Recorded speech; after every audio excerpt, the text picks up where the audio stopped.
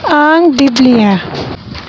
Ang Biblia ay naglalaman ng isipan ng Diyos, kalagayan ng tao, paraan ng kaligtasan, kaligayahan ng mananampalataya, at kapahamakan ng mga makasalanan.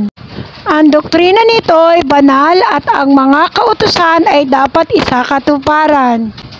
Ang mga kasaysayan ay totoo at ang mga pasya'y di nagbabago. Basahin ito upang maging matalino, paniwalaan upang maging matiwasay, at ipamuhay upang maging banal.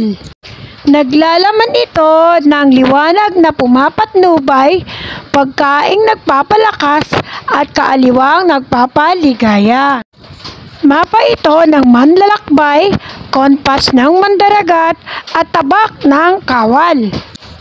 Nanumbalik ang paraiso sa pamamagitan nito, nabuksan ang pintuan ng langit at nabunyag ang panganib ng impyerno. Si Kristo ang pangunahing paksa nito.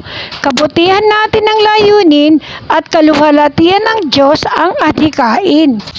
Dapat mapuno nito ang ating alaala, pagarian nito ang ating puso, at patnubayan ang ating mga paa. Basahin itong may pagdidili-dili, malimit at may panalangin. Ito'y bukal ng kayamanan, paraiso ng kaluwalhatian, isang ilog ng kaligayahan, at maaalala mo ito magpakailanman. Nasasaad dito ang pinakamataas na katungkulan at ang paglilingkod ni Numay gagantimpalaan. Ngunit nasusulat din dito ang mga sumpa na nakalaan sa lahat ng hindi nagpapahalaga sa kanyang nilalaman.